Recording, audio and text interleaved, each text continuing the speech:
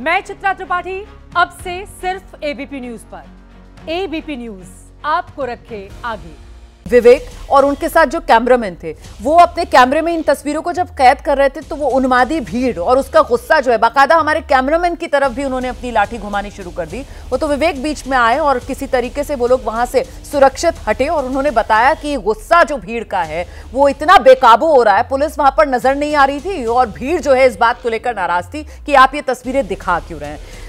गनीमत रही कि उत्तर प्रदेश के मुख्यमंत्री जिनकी तरफ से निर्देश दिया गया और उसके बाद आला अधिकारी, फिर वो अमिताभ यश वाली तस्वीरें आई हैं जो हम दिखा भी रहे हैं और उसके बाद अब ये बताया जा रहा है कि हालात काफी हद तक नियंत्रण में आ गए हैं। लेकिन प्रदीप भंडारी जी, अब सवाल ये बड़ा हो जाता है क्योंकि वो 10 सीटों पर उपचुनाव होना है और वो कहते हैं ना तनाव माहौल में इसीलिए है क्योंकि चुनाव नजदीक है। यही सारा खेल हो रहा है सर। वो बटोगे तो कटोगे, फिर इस तरीके के नारे जो हैं वो और प्रभावी हो जाते हैं अगर माहौल जो है वो सांप्रदायिक तौर पर इस तरीके से चार्ज होगा। उसी की जमीन तैयार की जा रही है क्या? ये विपक्ष आरोप लगा रहा है आप पर। रुमाना जी, ये सवाल उठना चाहिए कि वो कौन लोग हैं और कौन से एरियाज हैं जो सेंसिटिव बन जाते हैं जब हिंदू त्योहार जो है या हिंदू मान लीजिए कोई भी जाता है और अपने त्योहारों को मनाता है और कुछ एरिया सेंसिटिव क्यों बन जाते हैं। ऐसा क्यों होता है कि कहीं कुछ एरियाज पे यहाँ पे पत्थर आ जाता है, दुर्गा पूजा पे पत्थर पड़ना चालू हो जाता है, सरस्वती पूजा के प्रोसेशन पे पत्थर पड़ना चालू हो जाता है, रामनवमी पे पत्थर पड़ना चालू हो जाता है। ये सवाल उठने चाहिए क्यों?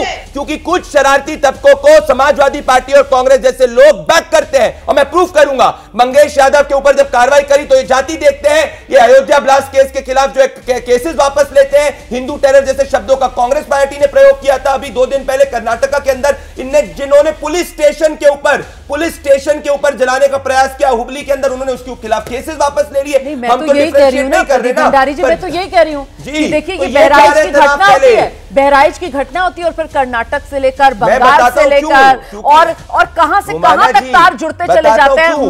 मतलब माहौल तनावपूर्ण अगर रहेगा तो चुनाव में फायदा मिलेगा। ये उसी की जमीन तैयार की जा रही है, यही आरोप है। झूठ की दुकान तो कांग्रेस पार्टी चलाती है। हरियाणा में कितना झूठ बोला था, दलितों पे झूठ बोला, पहलवानों पे झूठ बोला, महिलाओं पे झूठ बोला, तब भी सामने आए। फिर ये लोग इनकी थोड़ी सी सीटें बढ़ गई उत्तर प्रदेश के अंदर तो हिंदू मुसलमान करना शुरू हो गए। तो आज मुसलमानों को भड़काने का प्रयास अगर कोई करता है या कोई करता है तो समाजवादी पार्टी और कांग्रेस करती है जो वोट बैंक के नाम पे इसका इस्तेमाल करती है। तो जाकिर नाइक तक को बैक करते हैं वोट बैंक की पॉलिटिक्स में। बिल्कुल, मुझे लगता है अनुपम को आना चाहिए क्योंकि देश के प्रधानमंत्री नरेंद्र मोदी ने खुद मुसलमानों को कांग्रेस का ये जो पूरा का पूरा एक षड्यंत्र है इससे आगाह भी किया था कि साहब मुसलमानों को डराकर मतलब उन्हें अपना वोट बैंक, एक वोट के लिए उनको बंधक बनाए रखो, ये रणनीति सर।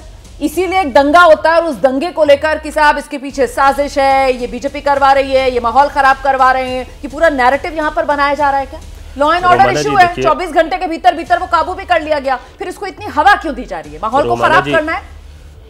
20 मिनट 25 मिनट आधे घंटे हम लोगों ने बहस कर लिया है, लेकिन जो सही में इस बहस के पीछे के जो वाजिब सवाल थे उसका जवाब देने की बजाय भाजपा के लोग और भाजपा के समर्थक लोग जो आपके पैनल पे बैठे हुए हैं वो क्या काम कर रहे हैं, अगर तरीके से आप समझने की कोशिश करें। वो जो उन्मादी भीड़ तैयार करते हैं, तनाव बनाते हैं, उसको टीवी पर बैठ के जस्टिफाई करते हैं और ये कोशिश करते हैं कि जो चुनाव का समय है उस वक्त भी सोसाइटी पोलराइज्ड रहे।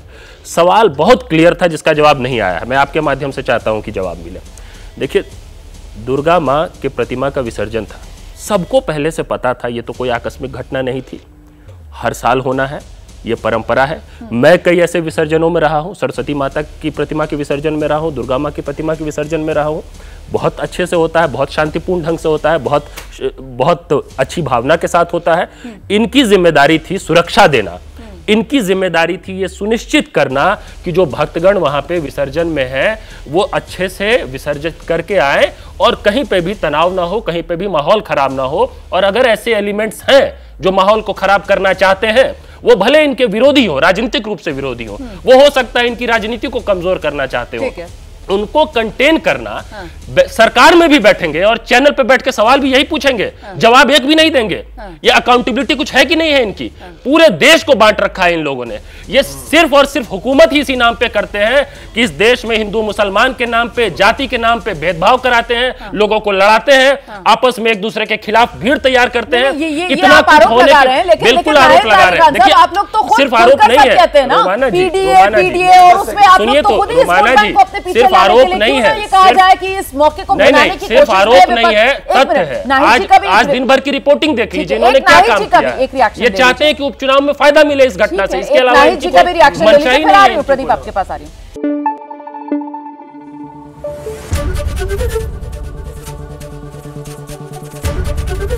एबीपी न्यूज आपको रखे आगे।